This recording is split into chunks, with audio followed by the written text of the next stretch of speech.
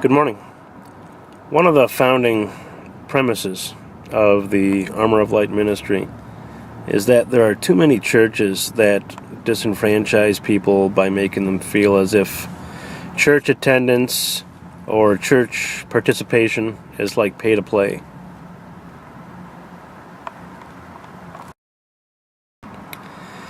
Many people avoid church because of the financial aspect of it, namely the way it's promoted. It makes people feel as if they shouldn't attend and that they don't belong if they don't or can't or won't contribute financially to the church. I speak about this more in my sermon about tithing. We need to consider the fact that there are much better ways to raise revenue for a church. There doesn't seem to be very many churches that run businesses. There's a few businesses that have really made a name for themselves with the support of their faith. The first ones that come to mind for me are Chick-fil-A or Hobby Lobby. But the majority of what we hear about them in the social or media circles is that those places are run by crazy Christian kooks who want to subject the general public to their moral structure. But it's not so crazy to want to run your business based on sound Christian principles. So why don't more churches run businesses?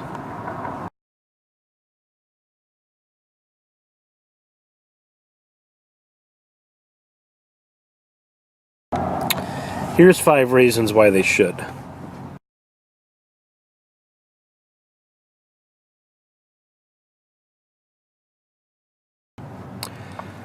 Number 1, the business revenue immediately affects the community.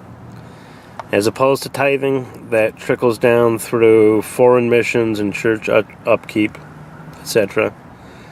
All the extraneous expenses of the church may be justified, but people need to see their gift or their patronage at work in their community.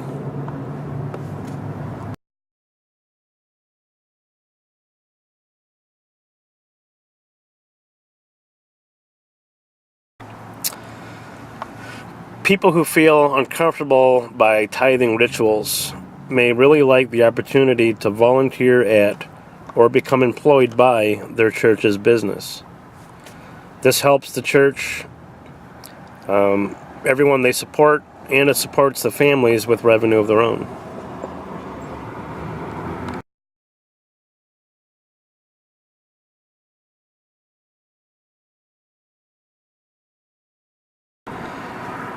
Everyone that visits the business establishment becomes aware of Christian values, and they see it at work in their community.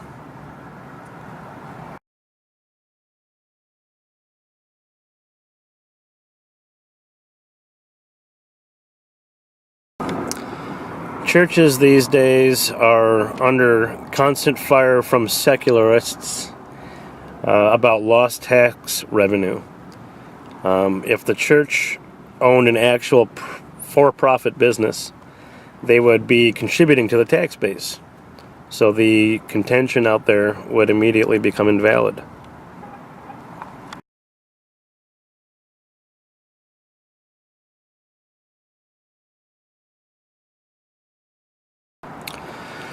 Where many churches rely upon having more butts in the pews to be able to pay their bills and run their missions, a church-owned business could potentially collect revenue from all people, all religions, all viewpoints, all political affiliations, etc.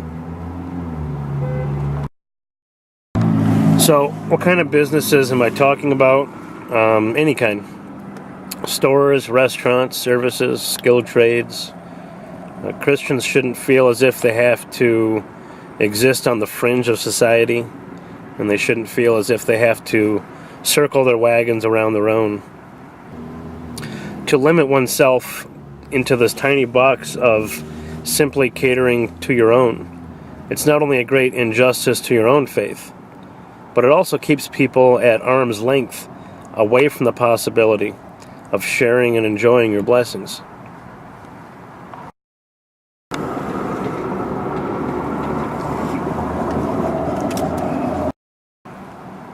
In Romans 12:2, when Paul said, "Do not conform to the pattern of this world," he doesn't exclude churches in his lesson. Even the church body can look amongst itself and see a new way of doing things. And in Romans 12:6, he says, "We have different gifts according to the grace given to us." Although the examples he gives don't explicitly mention store owners, he also doesn't mention coffee shops, restaurants, stores, lawn cutting services.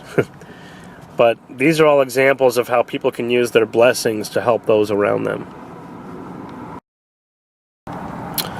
That's about it for me for today. You got something to think about. I'm Pastor B. Have a blessed day. I'm out.